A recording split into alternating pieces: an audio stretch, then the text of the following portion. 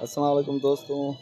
अॼु असां आया हूँ एक ग़रीब शख़्स वटि जेको उहो तमामु घणो लाचार आहे, तमामु घणो लाचार आहे जो हो खाइण जे लाइ बि हाज़िर आहे ऐं हिन महिल हुनजी जेका हालत आहे, न का दवा वठी थो सघे, न ई कया शइ कुझु करे थो सघे।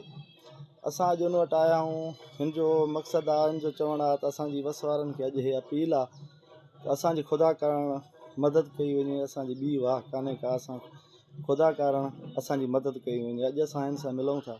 अस्सलाम वालेकुम भाउ। वासलाम। केरु आहियो भाउ पाण तव्हां? भाऊ मां पाण जमील अहमद ज़ात जो लाड़को।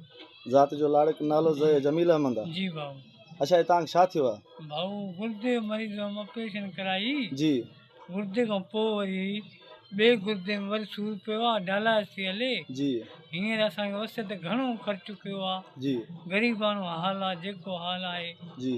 ग़रीबाणो हाल आहे। हाणे तव्हांजो छा चवणु आहे, छा मक़सदु आहे तव्हांजो? मुंहिंजो मक़सदु इहो ई आहे त असांखे ग़रीबाणो हाल आहे, असांखे किले ते वस त न आहे। जी। ख़र्चो हाणे काॾों आणियूं? जी। वस वारनि खे अपील आहे, जेके बि आहिनि वॾा आहिनि, अमीर आहिनि, जी। मूं ग़रीब सां मदद कंदा त वॾी महिरबानी थींदी। अच्छा, तव्हांजी कंहिंखे अपील था कयो तव्हां? मां सिंध जो वॾो वज़ीर आहे, जीअं मिसाल के रते ते जा चङा मोज़िज़ माण्हू आहिनि, जी। असांजे ॻोठ जा मोज़िज़ माण्हू आहिनि, जी। उहे मूंसां तावन कंदा त मुंहिंजो मसइलो इंशाअल्लाह हल थी वेंदो। तव्हां किथे वेठा आहियो? भाऊ मां असुल रतो ते उहो तालको असांजो ॻोठ छॾला। जी। पाण ज़ात लाड़को, नालो जमील अहमद। अच्छा, ठीक है। हे अमर तव्हां छा थियो? अमर अबा मुंहिंजो पुटु आहे। अमा हे तुंहिंजो पुटु आहे? हा मुंहिंजो अबा। जी। ख़ुदा कारणि जी। जेको थी सघेव जी। ही सबील लाइ जी। मां मिसकिन सैलियाणी फ़क़ीरियाणी आहियां। जी। अबा उन मूंसां मुंहिंजो बचड़ो इहो चार न आहे। जी। अबा मूंखे टके जी वसियत न आहे जी। त मां पंहिंजो बचो ॾेखारियां। ख़ुदा कारणि मूंसां मदद करे।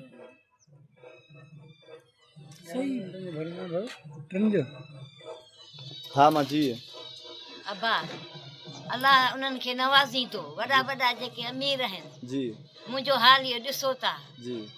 कूड़ बदूड़ न आहे, इहो सिधो ॾिसो था। बिल्कुलु बिल्कुलु। अबा मां इहा अपील थी कयां त मूंखे टके जी लूण जी वसियत कोन्हे, मुंहिंजो बचो बीमार आहे, कुनी कमाए इहो अबा मां खावां। अबा जी अम्मा। अल्लाह उन्हनि खे मददगार कंदो। अबा दोस्तों, अॼु तव्हां हिन ग़रीब मिसकिन जी हिकु हालत तव्हां ॾिसी सघो था पिया, जेको तमामु घणो लाचार आहे, तमामु घणो बेवस आहे।